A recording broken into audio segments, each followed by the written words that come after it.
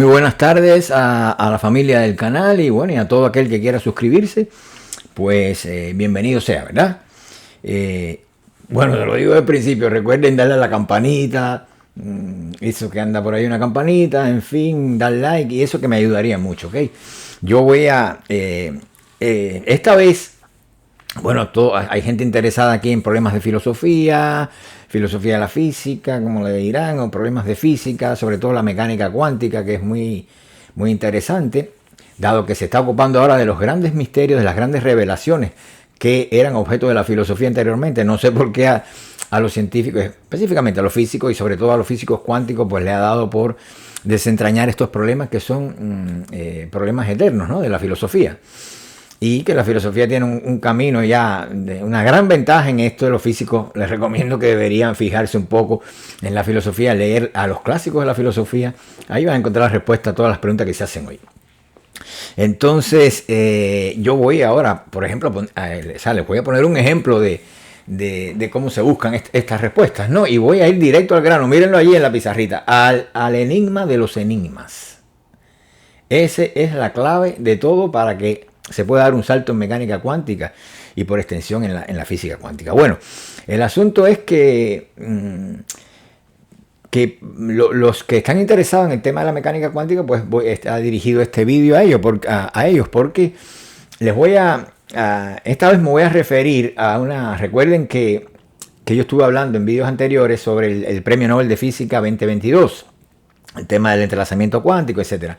Y ahí mencioné a Alan Aspect, que hubo un congreso en el cual yo participé hace 22 años ya, y bueno, ahí estaba Aspect y estaba Willis Lamb, Premio Nobel de Física del año 1955, monstruo. Imagínense ustedes, en aquella época sí se hacían cosas buenas todavía. El Premio Nobel de Física anterior, el de 1954, se le confirió a Max Born por uno de las revelaciones, que es más bien una interpretación. Él abre el camino de la interpretación de los fenómenos físicos, no ya de aportar, digamos, en el tema del aparato matemático, sino en el tema de la interpretación, ¿no?, de estas mismas ecuaciones y particularmente de la función de onda, que es la ecuación fundamental de la mecánica cuántica. Bueno, el asunto es que, fíjense que a partir de la escuela de la interpretación de Copenhague, oigan cómo se llama esto, interpretación de Copenhague. Y lo que hace Max Born en el 54 es una interpretación, la interpretación física de un fragmento, de un pequeño fragmento de la ecuación de Schrödinger, de la función de onda, ¿no? Entonces entramos directamente en el tema de la interpretación, y aquí es donde la física se estanca, porque parece que como no tiene mucha práctica en esto de interpretación, y entonces, bueno, pues hemos quedado hasta cierto punto ahí varados en ese momento, ¿no? Todo lo demás son intentos para salir de ahí, comprender cosas que no conocemos, y esa razón me motiva a mí. En el año 2000 voy al cuarto congreso internacional de ontología, creo que se llamaba aquello. Ahí estaban ellos, obviamente, como les dije ya. Y entonces yo llevé el tema de la preocupación de la interpretación de la probabilidad cuántica y particularmente el tema del tiempo, porque consideraba que ese era el meollo de todo. Y la salida del estancamiento, ¿no? Entonces,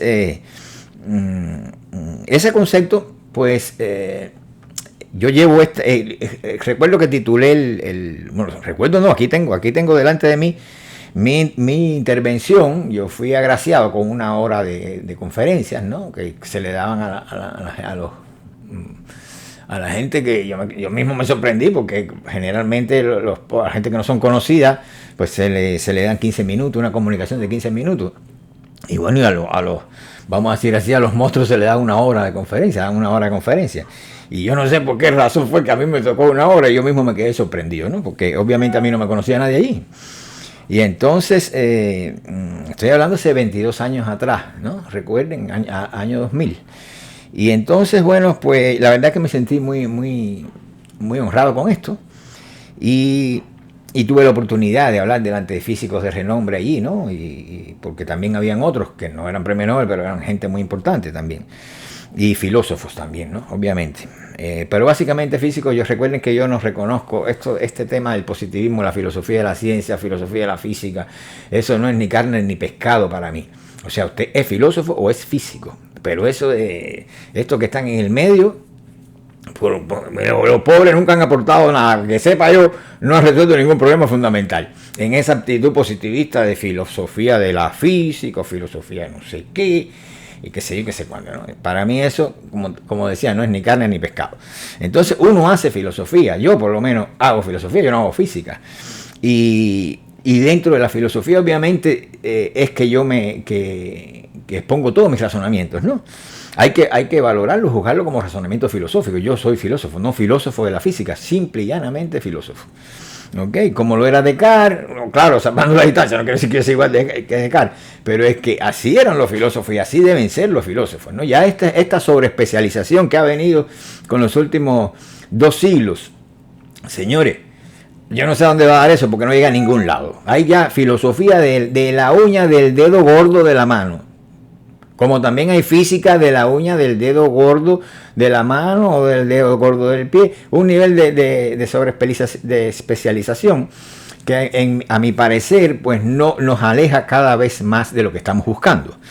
Entonces, pues yo titulé mi conferencia La cinemática cuántica y el problema del tiempo. Así fue como la titulé. Entonces aquí les voy a presentar esto para que ustedes tengan, gracias a esta magia de YouTube y todas estas cosas, tengan la posibilidad de retrotraerse, ir al evento ese en el cual ustedes no estuvieron, aquel evento científico, y puedan tener una experiencia de lo que estaba pasando ahí en el momento que yo intervine, ¿no? Y qué fue lo que yo dije. Así que comienzo, ¿no? Y este fue mi jugada de apertura.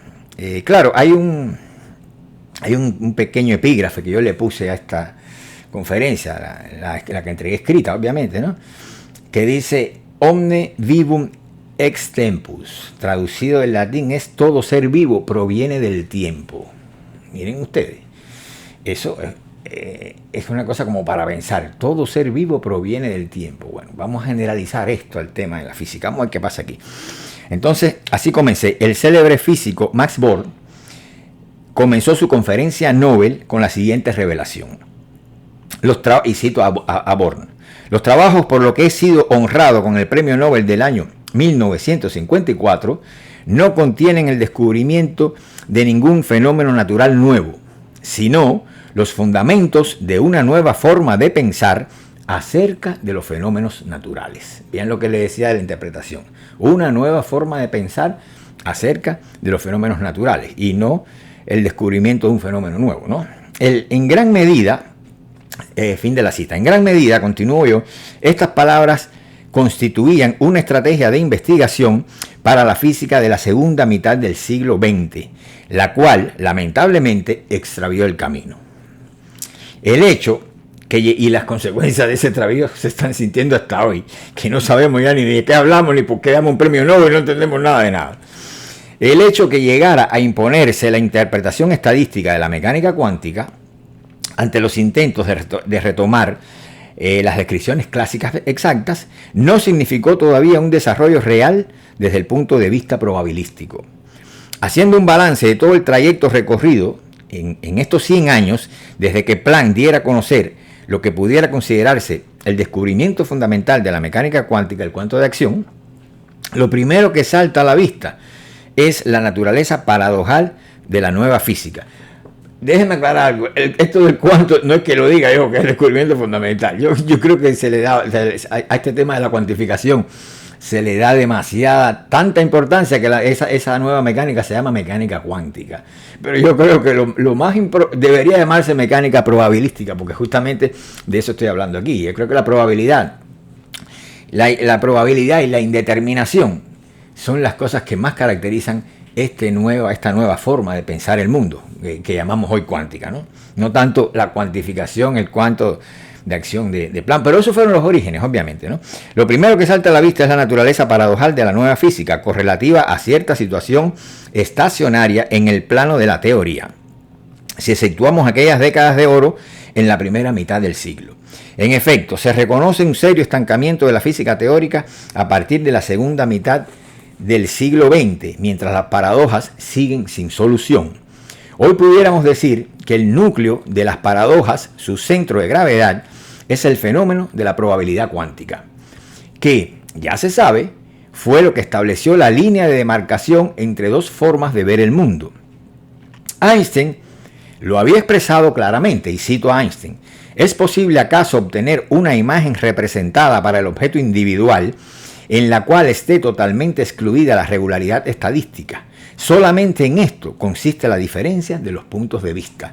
Einstein está diciendo que es aquí está el meollo de la cosa, de lo que hace nuevo, es lo que caracteriza esa nueva forma de ver el mundo y la forma a la que él se sujeta, ¿verdad? Que bueno, que ya hoy todos sabemos que su posición fue superada por la mecánica cuántica. Todo el mundo al final pues se ha ido por el bando de la física cuántica, y Einstein ha quedado en este punto obsoleto, ¿no? En el sentido de que una de las formas de remarcar la derrota de Einstein ante la posición de Niels Bohr es esta que se está premiando ahora, que se está diciendo, bueno, sí existe el entrelazamiento cuántico, y al fin y al cabo, pues Einstein estaba equivocado. No son tan así las cosas, ¿ok? Aunque yo sí considero que Einstein se equivocó, pero eso no quiere decir que existan las acciones instantáneas a distancia, ¿verdad? Entonces, esa es mi posición. Vean un vídeo anterior, los dos vídeos que tengo sobre el tema del Premio Nobel de Física 2022, para que entiendan, ahí yo explico todo eso, ¿no? Sin embargo, decía yo, agrego ya aquí a fin de la cita de Einstein, ¿verdad? Sin embargo, la probabilidad cuántica se extendió de una manera de una manera muy superficial. Puede asegurarse, si es que hemos aprendido la lección, que la misma involucra a todos los problemas básicos de la física en los niveles macro y microscópicos, y particularmente a los conceptos de realidad, movimiento, reposo, espacio, tiempo, indeterminación, entre otros. Así como a principios y postulados tales como la regla clásica de la suma de las velocidades, el principio de la superposición, hoy tan en boga, el postulado de la velocidad constante de la luz, el colapso o reducción de la función de onda, los efectos cuánticos correlacionados. Esto es lo mismo que el entrelazamiento cuántico, ¿no? El problema no reside, pues, en descubrir nuevos fenómenos, sino en comprender de otra manera los fenómenos ya existentes, que por demás se mostraban reacios a la interpretación coherente, es decir, a la clásica, ¿no? Vamos a tomar coherente entre comillas. Esto es el camino que yo sigo, es el camino trazado por Max Born, para que me entiendan, ¿no?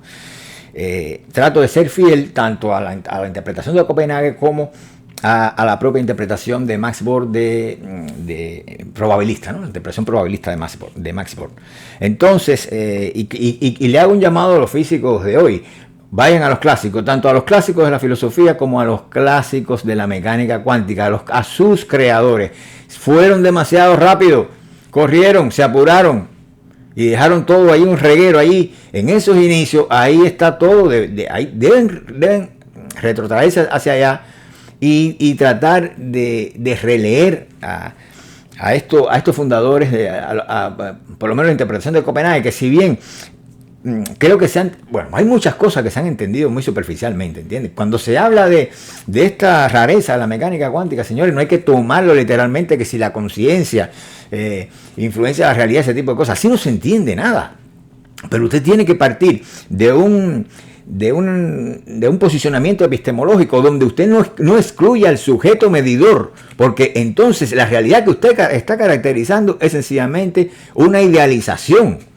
Si usted excluye el sujeto medidor, el sujeto medidor es parte de la realidad que usted quiere describir, y de eso se trata. Entiendan, se trata de eso, de la interacción sujeto-objeto, que es lo único real, no el plano objetivo, donde se excluye toda la actividad subjetiva. Eso, obviamente, eso es puramente idealizaciones, ¿verdad?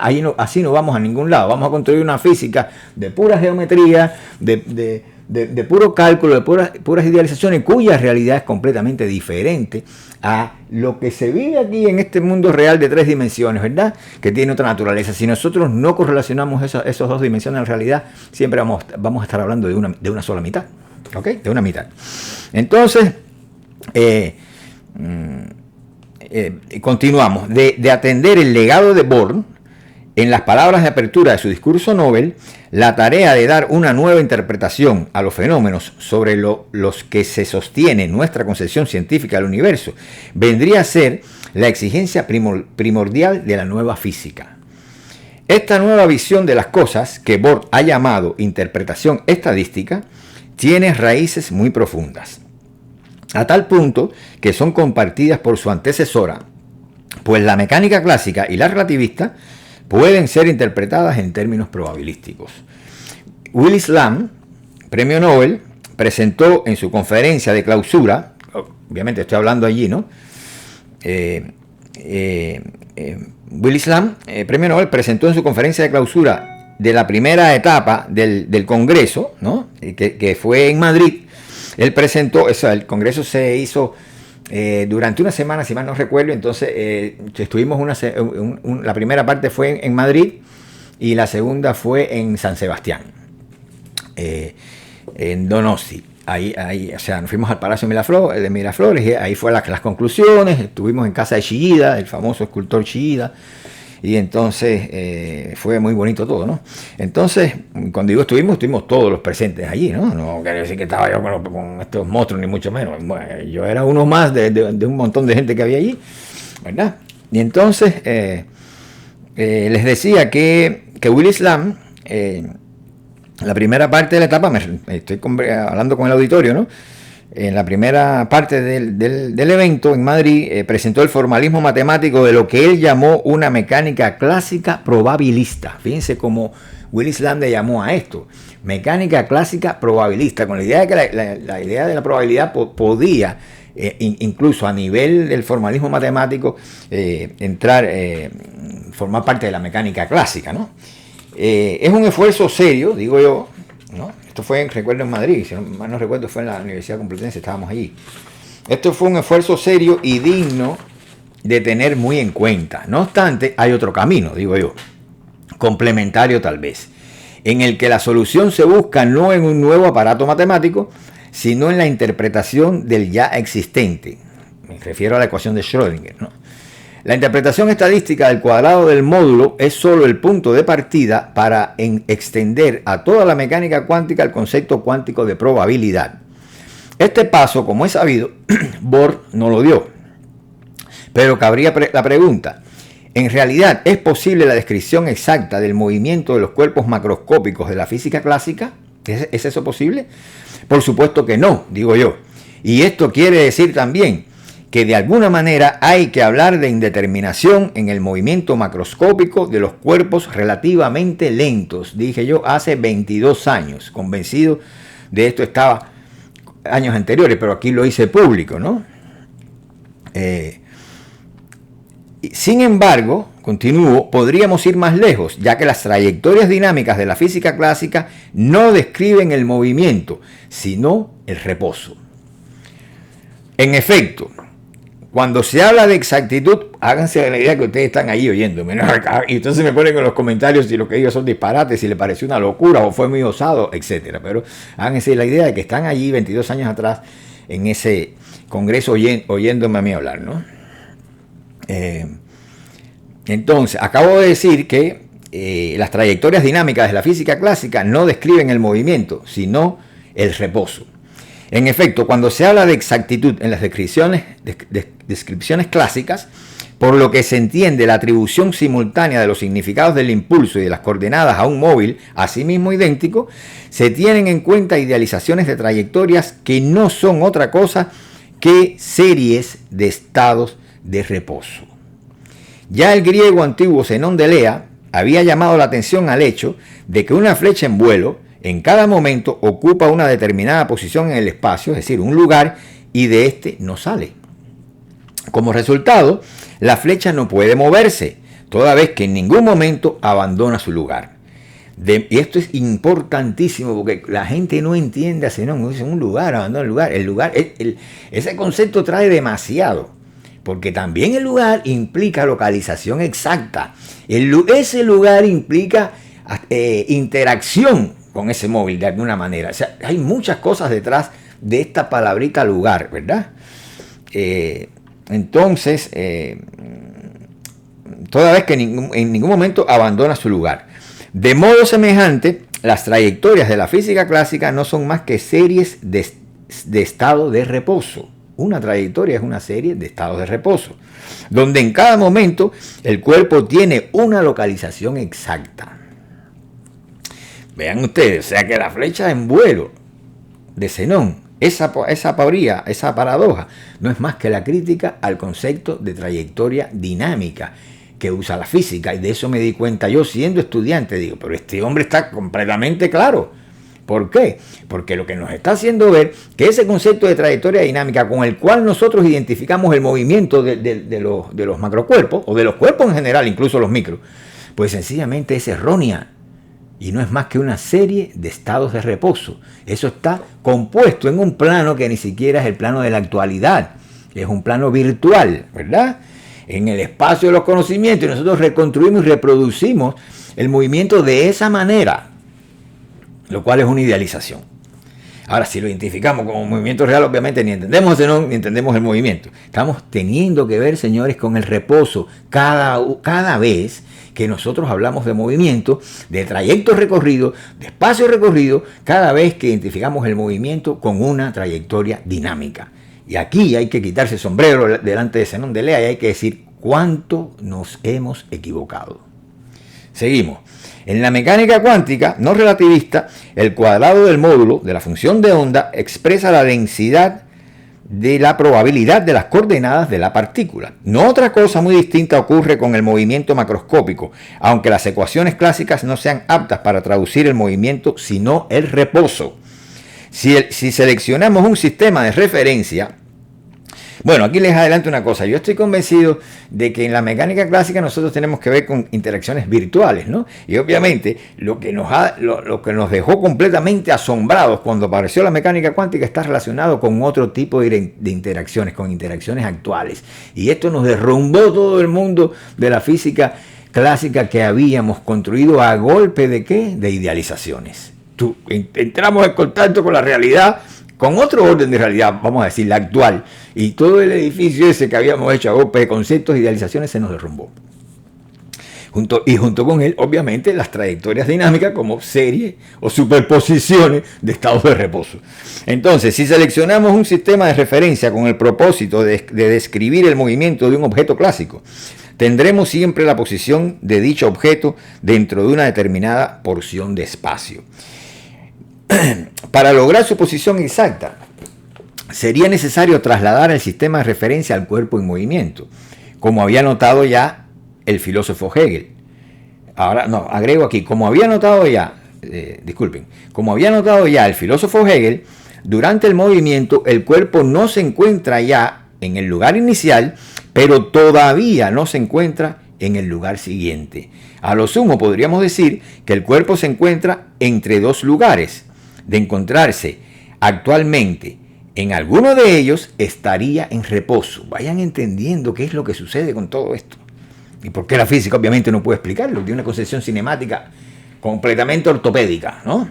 De manera que también, en el caso del movimiento de los cuerpos macroscópicos, hay que hablar en términos de probabilidad de su localización exacta. Esto es una tesis que yo estuve defendiendo prácticamente desde que era estudiante de la universidad. La indeterminación macroscópica. Entonces, inténtese determinar el lugar que ocupa un pájaro en vuelo. Pongo de ejemplo aquí. Inténtese determinar el lugar que ocupa un pájaro en vuelo. Si no se detiene mentalmente el vuelo del ave, vean cómo se construyen las trayectorias. Si no se detiene mentalmente el vuelo del ave, no se podrá determinar con exactitud su posición. La serie de estas detenciones constituye la trayectoria. Pero el ave real siempre se encuentra en un punto y otro de esa trayectoria, indeterminado. Y en ese intervalo acotado por esos dos puntos, el objeto móvil, en nuestro caso el ave, tiene un comportamiento no puntual. El pájaro en vuelo, expresando esto en un lenguaje no lineal, se encuentra potencialmente presente en toda una región espacial, o lo que viene a ser lo mismo, se encuentra esparcido. Como decían los rusos, sí, no es el término ruso. Pero bueno, es que recuerden que yo estudié todas estas cosas en ruso, ¿no? Entonces, me recuerda, es como así como embarrado, ¿no? Rasmasen, algo así decían ellos. Se encuentra esparcido, ocupando con igual probabilidad todo un volumen del espacio. Y esto es un simple pájaro, un objeto macroscópico. Pero es que no lo supimos ver. No cabe, pues, hablar de cuerpos en dicha región y mucho menos de posiciones exactas. Yo no estoy hablando de mecánica cuántica, no estoy hablando del comportamiento de un cuerpo subatómico, microscópico, no estoy hablando de un cuerpo macroscópico, como puede ser un pájaro, una pelota, lo que sea. Justamente en esa área, el ave se comporta como las ondas de de Broglie y como las ondas de probabilidad. Ahora cito a de Broglie. Al dar al cuadrado de la amplitud de la onda psi, ¿no? La letra griega, la probabilidad de localización del corpúsculo, esta onda representa, por su extensión en el espacio, el conjunto de las localizaciones posibles. Fin de la cita. En una palabra, si se quiere llegar a tener una teoría cinemática y no esa estática clásica a la que estamos ya habituados, cuando se hable de movimiento hay que hablar en términos de probabilidad de coordenadas, de probabilidad de localización en general. Pero lo más importante es reconocer que al hablar de localización, hasta hoy hemos tenido en cuenta las coordenadas espaciales X, Y, Z exclusivamente. El tiempo real, nosotros hablamos de coordenadas, pero esas coordenadas, ahí el tiempo no juega ningún papel. Oigan esto, siempre que hablamos de localización hablamos de X, Y, Z, punto. Esa T, esa variable T nunca está jugando. El tiempo real, que solo se da en ausencia de toda localización espacial, fíjense que ustedes tienen que contraponer la variable T a las coordenadas X, Y, Z, porque ellas son excluyentes. Y sin embargo, todos los físicos se creen que las coordenadas X, Y, Z, T y punto, y ya está descrito. No es que no es así. Si usted tiene X, Y, Z, usted no tiene T. Y si tiene T, no tiene X, Y, Z. Vamos a entender, ¿verdad? Vamos a entender las cosas como son. El tiempo real, que solo se da en ausencia de toda localización espacial, jamás ha jugado papel alguno en las ecuaciones de la mecánica. También para el movimiento macroscópico rige la indeterminación, solo que entre el par de, en todo caso, de dt, ¿verdad? Distancia a tiempo. Toda vez que se haya entendido que la probabilidad y la indeterminación caracterizan también al movimiento macroscópico y que de hecho encontrarse en un lugar determinado del espacio, es decir, tener valores exactos de las coordenadas X, Y, Z, es encontrarse en reposo, podemos preguntarnos qué sucede realmente con la teoría de la relatividad en los sistemas de referencia, con los sistemas de referencia. O sea, ¿qué sucede realmente en la teoría de la relatividad con los sistemas de referencia? Es la pregunta, ¿no? Entonces, continúo. Las transformaciones de Lorentz describen un supuesto tránsito de un sistema de coordenadas en reposo a uno en movimiento, así como el paso de ejes móviles a ejes estáticos. Sin embargo, de hecho, se trata del paso de un... Eso es lo que se cree, en mi opinión, ¿no? Sin embargo, de hecho, se trata del paso de un sistema estático a otro igualmente inmóvil. Por esta razón, en los sistemas actuales, es decir, donde se encuentra el físico medidor, el físico real, ¿no? Vamos a decir real, pero recuerden que la realidad es acto virtual. El físico actual sería la palabra. Por eso decimos, en los sistemas actuales, es decir, en aquellos donde se encuentra el físico medidor, no ocurre ningún efecto relativista. Digamos que la célebre varilla móvil, del ejemplo de Einstein, se acorta en un sistema, y esto para mí me parece crucial. Hablando de los efectos relativistas, del acortamiento de la distancia, el retardo del tiempo, etc. Aquí yo digo, digamos, esto lo tengo desarrollado en el libro que publiqué en ese año también. Y tengo un libro nuevo, un libro que hice, creo que fue en el 2000, Dios, ¿cuándo fue? 2009. No lo he publicado, es totalmente dedicado al tema del tiempo. Ese libro lo tengo en una gaveta ahí, no lo he publicado todavía. ¿Cuántos años han pasado, no? Pero he perdido el deseo de hacerlo porque es tanta complicación. Tienes que publicarlo tú mismo en Amazon y yo no estoy acostumbrado a eso. Mis libros se publicaban en editoriales certificadas, ¿no? Y eso se sometía a un equipo que lo revisaba, especialistas y demás. Entonces ahora ya cada cual publica como le da la gana. Entonces eso como le quita valor al libro, ¿no? Bueno, digamos que la célebre varilla móvil del ejemplo de Einstein se acorta en un sistema de coordenadas donde no está físicamente presente. O lo que es lo mismo, la varilla se acorta en el sistema móvil únicamente desde el sistema en reposo. Esto tienen que entenderlo para que vean. Entonces, el acortamiento es un proceso virtual, producto del cálculo, aunque el genial físico, es decir, Einstein, no lo haya advertido. En ejemplos de este tipo hay en realidad dos varillas. O sea, aunque Einstein no lo haya advertido, en sus ejemplos hay en realidad dos varillas. Una actual y otra virtual. En cambio, lo más importante es no perder de vista que es un estado idéntico en ambos sistemas, es decir, el reposo. Lo que garantiza, o sea, lo más importante es no perder de vista que es un estado idéntico en ambos sistemas. Ese estado es el reposo. Ese reposo es lo que garantiza la invariabilidad de las leyes de la física. Las transformaciones de Lorentz, reitero, siempre simbolizan el paso a ejes estáticos. Lo mismo sucede con el experimento de Michelson-Morley. Entonces, ahora cito a Riverson. En realidad, el físico realiza el experimento de Michelson-Morley dentro de su sistema, es decir, en un sistema estático. Es un producto del propio principio de la relatividad de Galileo, ¿verdad? El sistema comienza a moverse solo en el caso de que el físico lo abandone mentalmente, oigan bien. Pero cuando su pensamiento sigue tras él, entonces su meditación no se relaciona más con su propio sistema, sino que se referirá ya al experimento de Michelson-Morley realizado en otro sistema.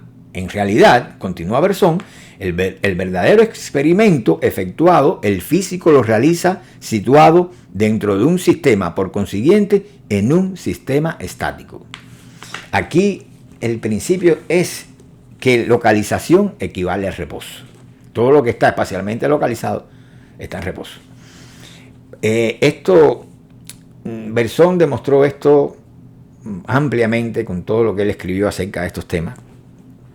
Pero ya Hegel, antes de Berson, había dicho, lo había expresado en una fórmula que es lapidaria. Encontrarse significa estar en reposo. Hegel, esa es una conclusión que llega Hegel en su análisis del tema del movimiento. Encontrarse, a lo cual yo agrego, es decir, tener significados exactos para las coordenadas, significa estar en reposo. Y eso es el principio de Galileo, señores. Eso es lo que Galileo descubre y dice, bueno, que los cuerpos se comportan como si el sistema estuviera en reposo. No, es que como si sobra, es que está en reposo, de verdad. Bien, si tiene localización, está en reposo.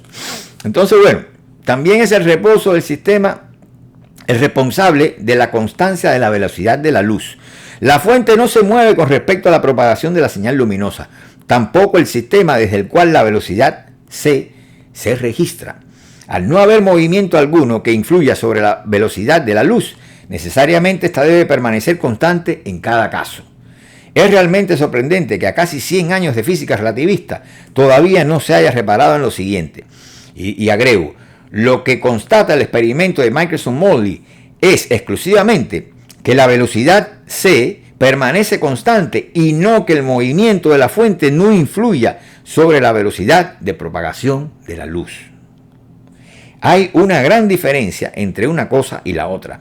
La afirmación de que el movimiento de la fuente no influye sobre la velocidad de propagación de la señal luminosa es ya una interpretación gratuita por demás en este caso, ¿no? Una interpretación de los resultados experimentales. Interpretación que intenta explicar la situación obviando el reposo del sistema. O sea, suponiéndolo en movimiento cuando en realidad no lo está. De ahí la paradoja de la imposibilidad de la suma de las velocidades. El no tener, velocidad pongo entre comillas, ¿verdad? El no tener en cuenta esta circunstancia condujo a uno de los errores más sensibles de la física del siglo XX, a saber, la exclusión de la regla clásica de la suma de las velocidades de los principios de partida de la teoría especial de la relatividad. La contradicción que creyó ver Einstein entre estas reglas, el principio de la relatividad y el postulado de la velocidad constante de la luz era solamente aparente.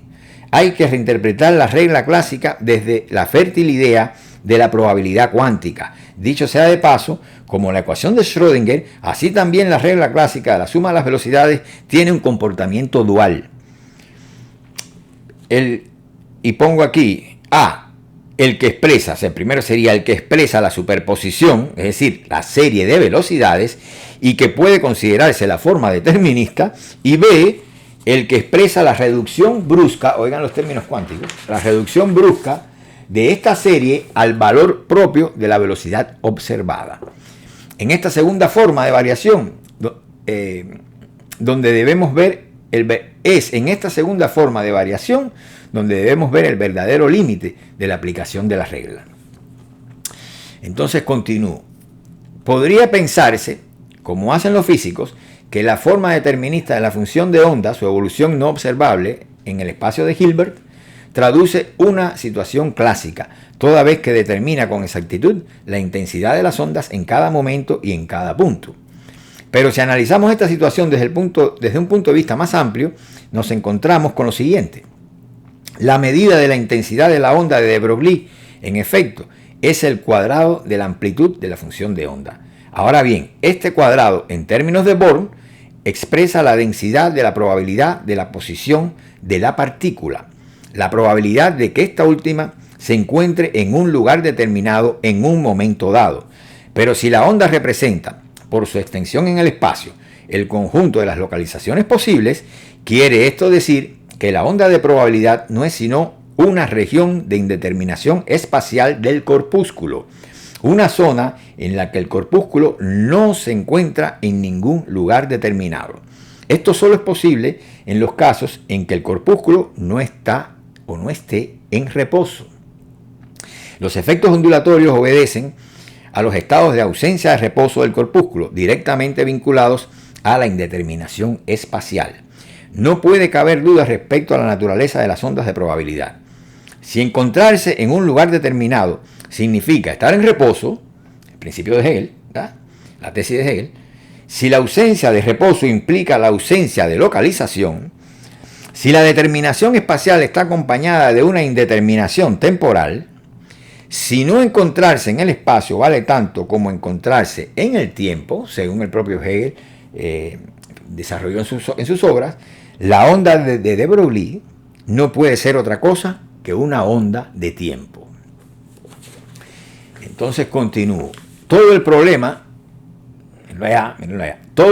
reside en que cuando la partícula no está en el espacio, es decir, cuando no tiene localización, está en el tiempo. Vamos a seguirlo así en lenguaje clásico, ¿no? Recuerden que las cosas no se mueven en espacio y tiempo, según la nueva cinemática que yo desarrollo a partir de mi nueva interpretación cinemática, a partir de todo de físicos y filósofos. O sea, las cosas no se mueven en espacio y tiempo, sino que se mueven justamente porque se espacializan y se temporizan. Eso, ante todo, en concordancia con Hegel. Entonces, por eso puedo decir aquí que todo el problema reside en que cuando la partícula no está en el espacio, es decir, cuando no tiene localización, está en el tiempo. Si la partícula está localizada, hablamos de corpúsculo. Si la partícula no tiene localización exacta, hablamos de onda. La onda es una magnitud temporia en que se expresan los estados de ausencia de reposo. Esta es mi definición y la voy a repetir. La onda es una magnitud temporia en que se expresan los estados de ausencia de reposo. En los estados de reposo, pues, el tiempo figura como duración, lo cual es indiferente al movimiento del cuerpo. ¿Qué tiempo es ese? Bueno, es que tiempo es un momento del movimiento, no puede ser indiferente. Ahora, duración existencial, bueno, señores, con eso nos vamos de los marcos de la física. El tiempo de esa manera cobra una dimensión existencial, no física, no mecánica. Si se intenta medir, se espacializa, se vuelve pura geometría trayectorial. El significado físico del tiempo solo tiene lugar en el movimiento. En los estados de ausencia de reposo, y por consiguiente de ausencia de localización espacial, el tiempo figura como algo tangible, susceptible de ser constatado. en toda su particularidad y no como un soplo espiritual o un sentimiento interno carentes de significado físico. El tiempo así comprendido es la onda de de Broglie-Born, y esto puede ser descrito en términos desde el punto de vista energético, ¿verdad? Es importante, desde la nueva perspectiva cinemática esbozada aquí, llegar a comprender que los momentos temporales no se suceden unos a otros, sino mediante posiciones en el espacio. Es sólo a través del espacio que el tiempo puede saltar de instante a instante. Vamos a decirlo así, ¿no? Entre un intervalo temporal y otro en el movimiento media siempre un lugar espacial, una localización, un valor real de las coordenadas. Esta es la razón por la cual las ondas, en rigor, no se propagan según una trayectoria clásica y consecuentemente se someten a la forma determinista de la ecuación de Schrödinger solo virtualmente, como cálculo puro. Sucede que las ondas de probabilidad se manifiestan en el espacio, obviamente en el espacio de Hilbert, ¿no? Se configuran geométricamente, cristalizan en formaciones puntuales que a su vez se esparcen y desarticulan en ondas de indeterminación corpuscular. Es así como yo veo la cosa. De manera que no hay lugar en esta nueva visión cinemática para las trayectorias clásicas, sean estas de ondas o de corpúsculos, ni para las superposiciones de estados de partículas. Repito, ni para las superposiciones de estados de la partícula. Los estados de ausencia de reposo solo pueden superponerse cuando se obvia que entre ellos media siempre el estado de reposo. Soslayar el reposo es un vicio clásico que conduce curiosamente a la transformación de la cinemática en estática determinista. Y esto es producto de una brutal geometrización que siempre la precede. Según Max Born, la aparición de los elementos discretos, entiéndase corpúsculos, saltos cuánticos, se determina solo estadísticamente. Sin embargo, la probabilidad de su aparición se propaga de forma continua, a la manera de ondas que se someten a leyes parecidas a las leyes causales de la física clásica. Cabe objetar aquí que el fenómeno del movimiento, a pesar de todo, es uno solo. Si en el movimiento macroscópico de la física clásica nosotros tratáramos de determinar lo que ocurre entre un punto y otro de la trayectoria, nos convenceríamos de la presencia de la probabilidad y de la indeterminación con que se encontró después la mecánica cuántica en el micromundo. Entre un punto y otro de la trayectoria, y lo mismo puede expresarse también en términos no lineales, solo cabe hablar de probabilidad, de aparición, entiéndase localización, del cuerpo móvil. Estos segmentos de indeterminación espacial, para decirlo de alguna manera, estos intervalos temporales, son los estados de ausencia de reposo. Es obvio que la determinación exacta de los significados temporales trae consigo la indeterminación de la posición, es decir, de las coordenadas, en el espacio. Hablando en rigor, es preciso subvertir también la interpretación estadística del cuadrado del módulo de la función de onda. Es preciso subvertirla también. Max Born afirmó resueltamente: el proceso ondulatorio directamente de ningún modo representa, lo estoy citando, ¿verdad? Dijo Born, el proceso ondulatorio directamente de ningún modo representa el movimiento de las partículas de la materia. Él solo determina los movimientos posibles, o mejor, los estados de la materia. Justamente es lo contrario, en mi opinión. El proceso ondulatorio representa los estados de ausencia de reposo de las partículas, y de ningún modo esos estados de reposo que la física ha venido comprendiendo a título de movimiento de las partículas o simplemente trayectorias. Aquí debemos recordar a Heisenberg, quien de la interpretación estadística de la función de onda, un logro de Born difícil de sobrevalorar, dijo, y cito a Heisenberg: incluso estos resultados no dieron una interpretación completa de la teoría cuántica, por cuanto quedaba abierta la pregunta acerca de cómo entender en la teoría el término estado. La onda, se define la cita, la onda y el corpúsculo no son cosas, continúo yo, sino estados, es decir, no son cosas res, sino estados, es decir, relaciones, ¿no? Pero bueno, la onda y el corpúsculo no son cosas, sino estados, lo cual no llegó a comprender Born, a pesar de haberse aproximado tanto. Y cito, en el caso más simple, lo cito, ¿no? En el caso más simple de las partículas separadas independientes, la intensidad de la onda, es decir, el cuadrado de su amplitud, representa la probabilidad de aparición de las partículas. Ahora yo pregunto, fin de la cita, ahora yo pregunto. Bueno, se me olvidó cerrar aquí la cita. ¿De dónde provienen, pues, estas partículas? ¿Por qué aparecen? ¿Por qué cobran geometría? Para responder estas interrogantes se necesita otra, si es que hay alguna, concepción cinemática. Yo sostengo que vienen del tiempo, porque la onda es la misma partícula, solo que tempóralmente determinada. ¿Cómo? Muy simple, una onda es una partícula en estado de ausencia de reposo. Una partícula es una onda en estado de reposo. Únicamente esta interpretación posibilita una superación real del dualismo onda-corpúsculo y permite retomar el camino andado por Louis de Broglie al tiempo que lo concilia con el camino de Bohr. La onda del electrón desaparece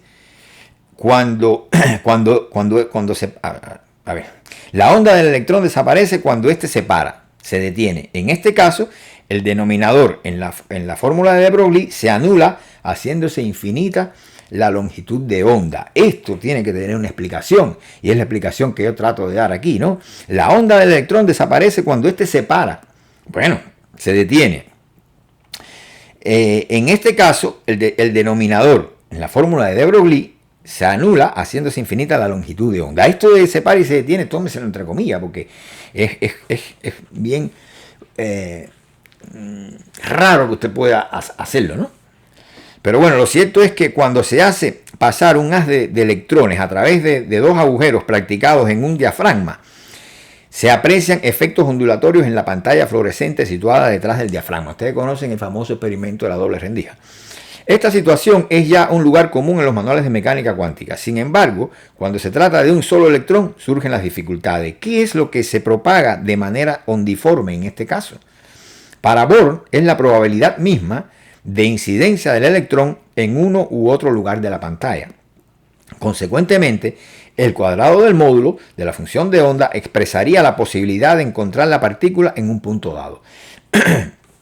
Pero esta visión, además de unilateral, se trata solo de un punto de vista corpuscular, es cuasi clásica, en mi opinión. Una onda, agrego yo, es un corpúsculo en movimiento. Un corpúsculo es una onda en reposo. De la longitud de onda, valor lambda tiende al infinito, ¿no?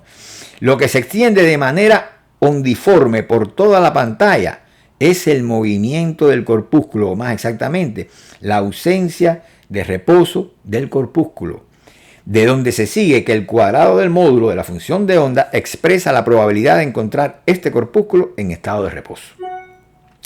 Si onda y corpúsculo no son cosas, sino estados, nada más natural que una partícula elemental pueda revelarse como onda y como corpúsculo en dependencia de la situación.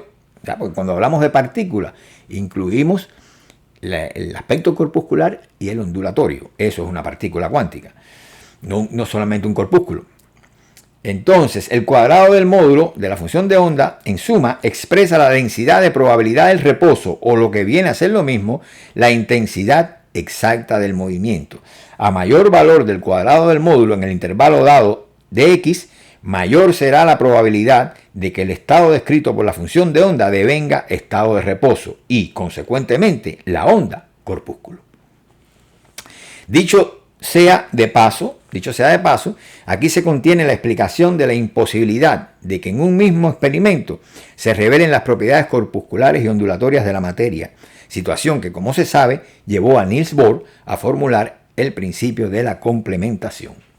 Creo que tengo que poner... Hay poca iluminación ya, está siendo tarde.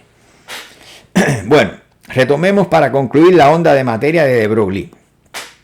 En realidad se trata de una onda de movimiento, o dicho en otros términos, de probabilidad del reposo. Toda vez que se haya entendido esto, podemos hacer una precisión final. Debido a que el fenómeno del movimiento abarca tanto el momento de la ausencia de reposo como el reposo mismo, porque hay que pensar en términos hegelianos, ¿verdad? Lo real es lo que contiene los dos momentos y se realiza a través de ellos. No podemos solamente coger un extremo, un opuesto, porque eso nunca es real. El real es la síntesis de esos opuestos, ¿verdad? Ese mismo proceso que los hace posible. Por lo tanto, decimos aquí que toda vez que se ha entendido esto, podemos hacer una expresión final. Bueno, debido a que el fenómeno del movimiento abarca tanto el momento de la ausencia de reposo como el momento de reposo, entiéndase que el reposo es un momento del movimiento. Entonces, lo que traduce la onda de de Broglie, en rigor, es un estado de ausencia de reposo y no aún de movimiento. No es lo mismo la ausencia de reposo que el movimiento. O sea, podemos decir que tenemos los momentos reposo y ausencia de reposo. La ausencia de reposo es casi movimiento, pero no lo es todavía por cuanto es uno de los opuestos nada más, ¿no? Y el movimiento sería el que abarca ambos, tanto el estado de reposo como la ausencia de reposo. Es lo tercero, ¿verdad? Que es lo único real en la lógica hegeliana. Es esa manera de pensar que yo también la asumo, ¿no? Entonces, de manera que no es del todo exacta la caracterización de la onda de de Broglie como una onda de movimiento. O sea, yo lo mismo que yo dije, ahora lo estoy negando porque lo hice conscientemente para llevar a quien me está escuchando por pasos, para que pueda asumir después la conclusión, ¿no? De manera que no es del todo exacta la caracterización de la onda de Broglie como una onda de movimiento, ¿verdad? Ahora ya doy el puntillazo, ¿no? En tanto expresión de un estado de ausencia de reposo, la onda de probabilidad de de Broglie-Born es una onda de tiempo. En efecto, ¿cómo la probabilidad puede llegar a ser una realidad física? Que esto es uno de los dilemas que tienen los físicos cuánticos, pero bueno, ¿cómo es posible que la probabilidad sea una realidad física, no? ¿Cómo la probabilidad puede llegar a ser una realidad física? ¿Cómo entender que un asunto matemático como la probabilidad cobre realidad física mientras las ondas de naturaleza física adquieran un carácter matemático? ¿Pero cómo explicar eso, no? Lo que se llama onda, entiéndase aquí la explicación, lo que se llama onda es, en mecánica, lo que se llama onda en mecánica cuántica es la descripción de la partícula desde el ángulo tempóreo, de ausencia de reposo. Una partícula elemental es onda, es decir, presencia temporia, y corpúsculo, presencia espacial. Pero de tal modo que la presencia temporia solo se da en ausencia de reposo y por consiguiente de localización. Al resultar ambas cosas simultáneamente, a la partícula elemental no le queda otra salida que la de ser una unidad elemental de movimiento, una síntesis del reposo y de la ausencia del reposo. Eso es una partícula elemental. Así pues llegamos a este punto. Si se quiere tener una imagen viva de lo que es un fragmento temporio, trate de comprenderse qué es una onda de probabilidad en mecánica cuántica. El tiempo, cuyo rostro había permanecido hasta hoy oculto a los físicos, se manifiesta en forma de ondas. En suma, el tiempo un fenómeno ondiforme. En una visión cinemática del universo, el objeto resulta antes bien esparcido por todo un volumen o zona de indeterminación. Esa zona es el cuerpo mismo determinado en el tiempo.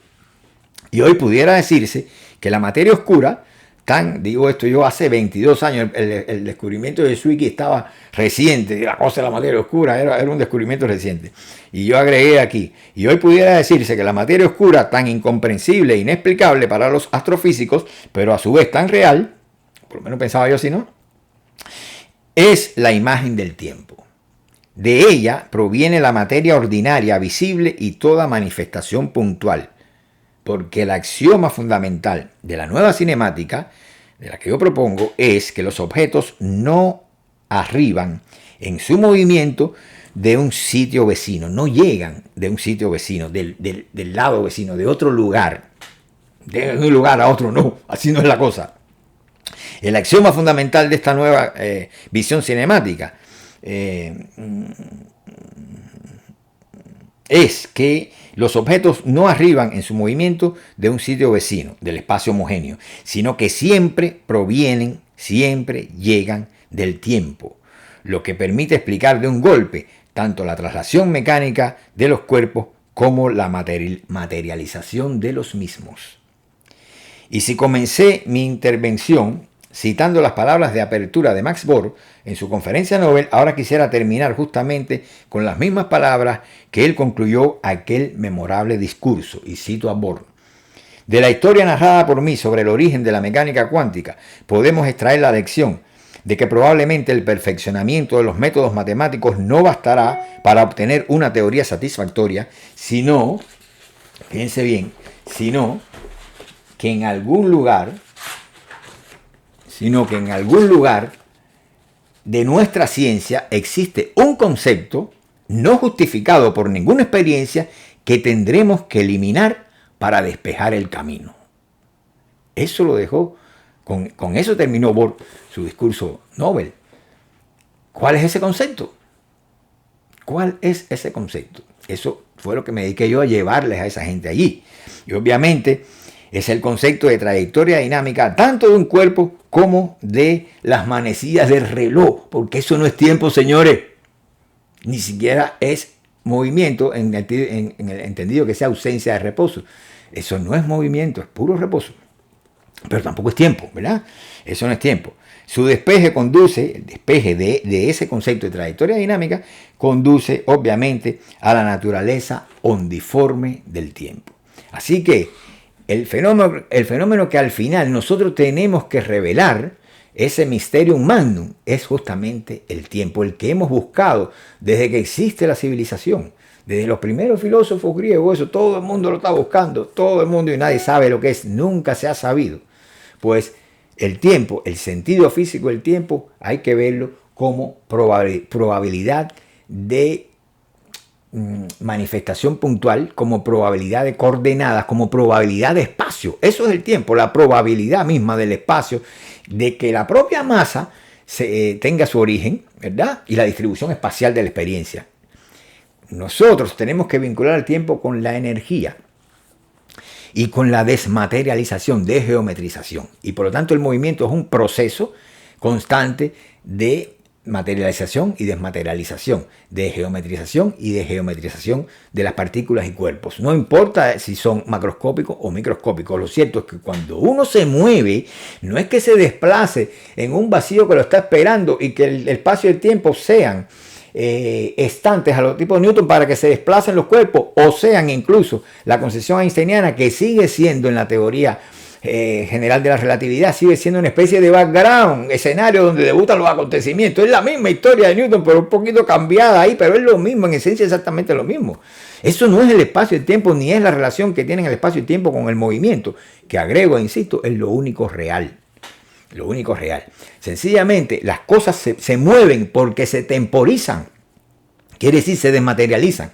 Cuando yo muevo la mano, recuerden, esto usted lo ve así, pero es pura ilusión. Esa mano, si se mueve, es porque sencillamente se desgeometriza, se desmaterializa, pierde su localización puntual. Y en ese sentido, esa mano está determinada tempóricamente y escrita desde un ángulo energético. ¿Entiende? Es así. Si usted ve la mano aquí y la ve aquí, siempre la ve como una masa fija ahí en cada momento del espacio, y por lo tanto ahí no va a haber movimiento ninguno. Entonces, aquí los dejo. Creo que ha sido un poco largo esto, pero sí me parece que es un pequeño impulsito para ver cómo salimos de ese estancamiento, de esa situación tan tremenda en que se ha metido la física, que por cierto no estoy de acuerdo, si bien obviamente son trabajos que hay que tener en cuenta, pues yo no estoy de acuerdo en que el entrelazamiento cuántico sea una cosa real.